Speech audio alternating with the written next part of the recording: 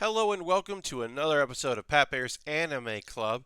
And every other Monday I put up a new episode where I, explore a topic or look into the history of a thing, or more often than not, it seems like these days, recommend the shows I'm watching during a season or talk about shows that I'm disappointed in.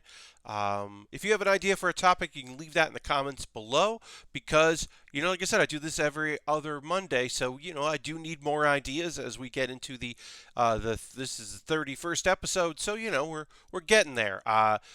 And in a period where I can't do more live shows, I would love to do another live show like at a convention. Although I have been thinking about possibly doing another live show with guests on my Twitch streams. So if you have an idea for a topic or a guest that should do this, feel free to let me know in the comments. And then, of course, share your responses to tonight's topic. I'm recording this in the evening.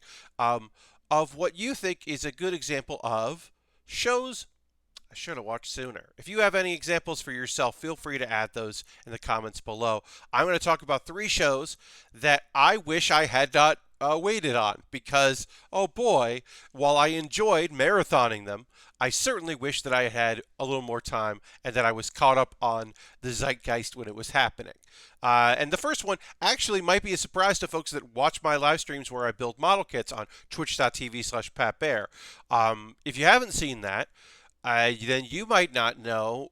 You have seen that, I should say. Then you know that I really love Black Clover, which is an ongoing shonen series about Asta and the Black Bulls and the Clover Kingdom. They're magical knights. This Magic Knight squad here. You can see all of the current members of the Black Clover. It's the Black Bulls. The series is called Black Clover. They're the Black Bulls. Okay, you get it. It's a really awesome story. The premise, I think, is fantastic for a shonen. What about a good, hardworking young man? A little goofy, very goofy. He wants to be the Wizard King, the best wizard in the land, the top tier wizard. And he has no mana. He has no magical abilities. And he doesn't give up. He manages to get anti-magic, and he gets these swords that allow him to fight, and he gets other powers going in, and it's rad. It's very, very cool. And he meets a Clover collection. He ends up in the squad for people that would be really overpowered, except for their personality or circumstance. It is kind of the nonsense squad. There are a couple characters you can see in here that they're not super powered. They're not like going hardcore. Like Magna, the guy with the fire bat there. Like, he definitely, I can understand why the Crimson Lion, who seem to be mostly fire people, didn't necessarily want him because he's a delinquent. That's like the weirdest. Everybody's a stock character, but they do grow over time. I would say Luck is probably the guy that's a big smiles over there next to Magna, the fire guy. He's probably hasn't had much of a change because he's pretty stock. He's just like pretty powerful, but definitely needs to work on some social skills and probably needs therapy. But most of these characters have like a huge flaw they need to overcome, and as they do, they get even more powerful. And they're all just good folks. Even the edgelord over there, all the way on the end, he's designed like a villain because he's trying to present as a villain, but he definitely wants to be a hero. And it's like, that's fine. It's okay. It's a good character. It's a good show. But as I said, the whole point of this is I didn't like the first episode. And so I didn't watch it for like, I don't know, a long time, several months. And then I just started seeing clips of like the action scenes. They all look good. And then people were like, well, Asta doesn't stop yelling because he just yells all the time because that's kind of his thing. But you do get used to it over time, and all the minor characters are really fun. And then I saw this clip of like Charmy, she's on a cloud there, a cotton cloud, and she's just really fun. And there's a chibi version of her sometimes, and I was like, well, this character is just rad. I love very fun support characters, and she's a fantastic support character. And I started seeing more clips of it, and it just had a lot of heart and a lot of found family and a lot of support. And I was like, all right, I think I'm going to catch up on this, and I'm so glad that I did. So I'm recommending a show that is well over 100 episodes and is currently in an arc it's a filler arc that's not good. So right now it's not great, but it built, and in this very year, 2020, it went from this fantastic inclusion, incredible fights, great character growth, catharsis, and now it's in a weird period. But you won't see that for a while if you start it, and I recommend starting it. It's Black Clover, and I think it's really, really strong. Another show that you would say, Pat, I'm surprised you don't watch this, and that's ReZero.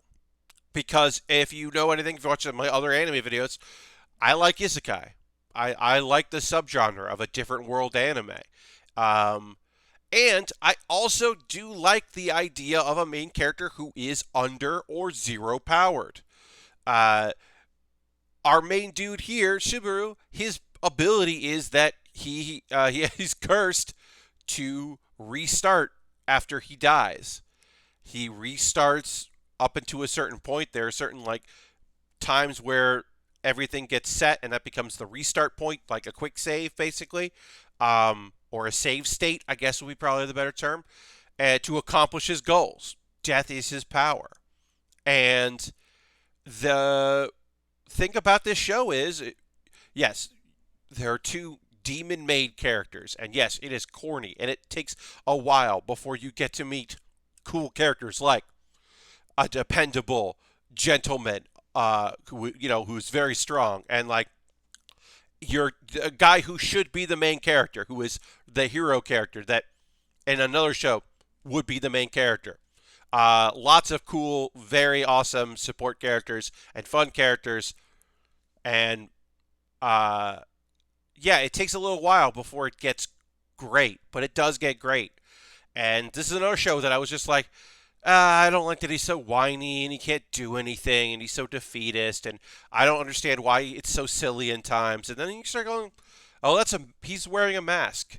There's a lot to Subaru, and there's a lot of time over the many seasons of the show, many episodes of the show, where you're starting to understand why he is the way he is and what the effect of death and recurring death, and you can't tell anyone what that means to him. It's really interesting to see what that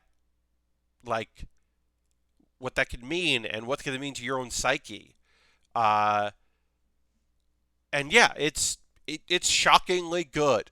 There are and heartbreaking in times and maddening at times, and the twists are good. Like, look, when I tell you that a character that is on his side isn't on his side, you will say, well, duh, look at that dude. There's a dude that is going to double cross him at some point, and I won't say anything more than that, except you fucking knew. We all knew. There's a guy that's like, well, you're a villain. But how he is a villain and what his goals are surprising. There's a lot of surprises in the show, and a lot of heartbreak, and a lot of incredible action. And yeah, it's also about growth. You know, lots of people's growth, not just the main character. Lots of people's growth. So ReZero is a show that as I said, I was just like kind of turned off by the main character and not super into it. But then as I've been watching, I'm like, ooh, I'm into this. I am legitimately into this.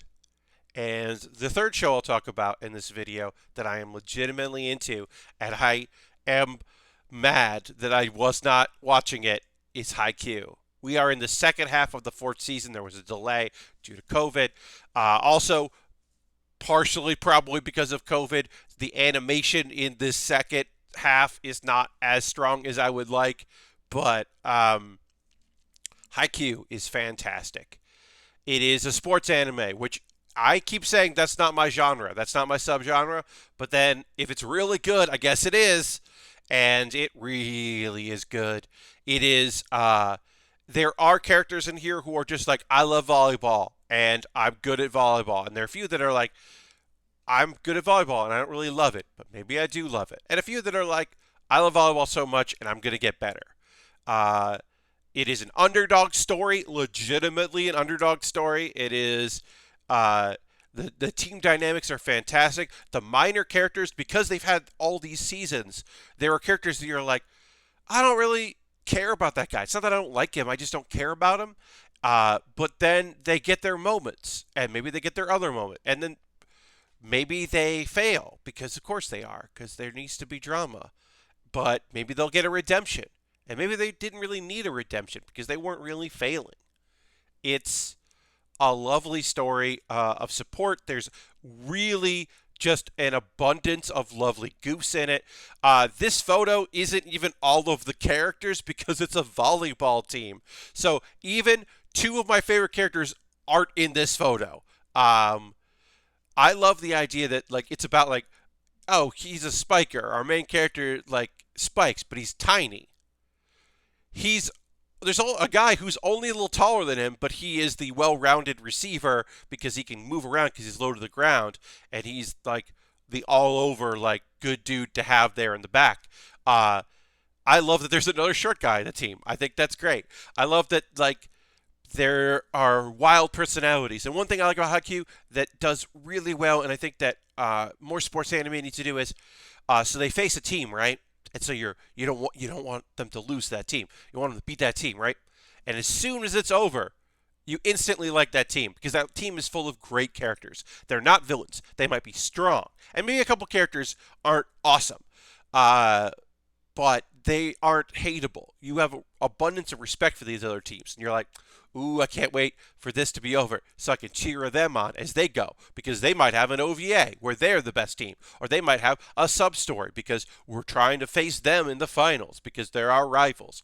But we got to fight this team right now.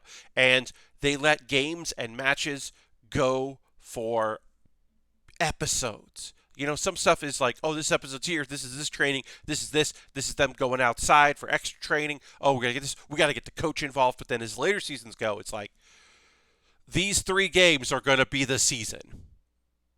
So we're not gonna see we're at nationals, but we're not gonna finish nationals is not season 4. Season 4 is getting to the finals in nationals, or I think, or semifinals. I don't know, but it's like the big steps needed to move on are nationals. Nationals is going to take seasons, and I love that.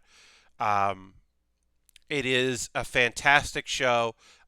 You can also, by watching in a marathon style like I did, you can watch the animation change and grow and see flashbacks done in a different style because it is taking a few years. I said a couple of these episodes don't look particularly awesome. Some of the background animation is a little rough. Some of the characters are a little unfinished. That is a shame, but I will probably import or buy the Blu-ray of Season 4 eventually because I want to see after they do its second pass, you know, because usually the home release has a bit of a second coating, which you're not going to get in the the streaming version. But I can't recommend Haikyuu enough. I think it's fantastic.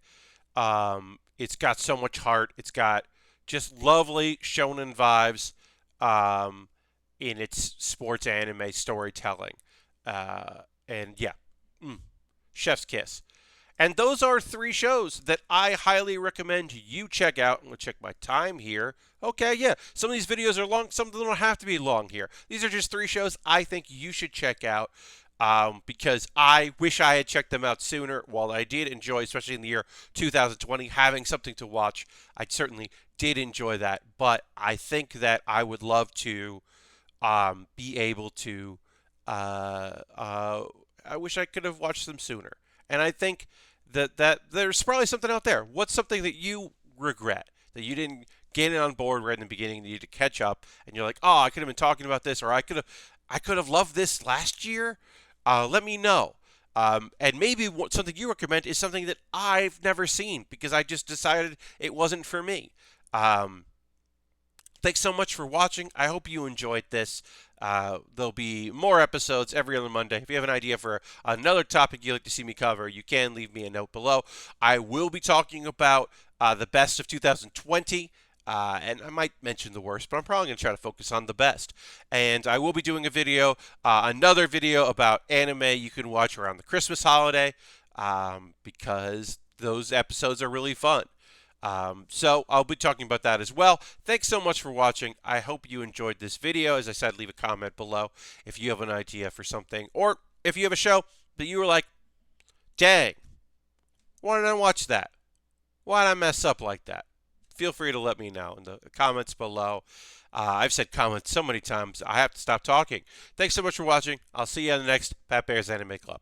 Oh, by the way, I'm Pat Bear. Bye.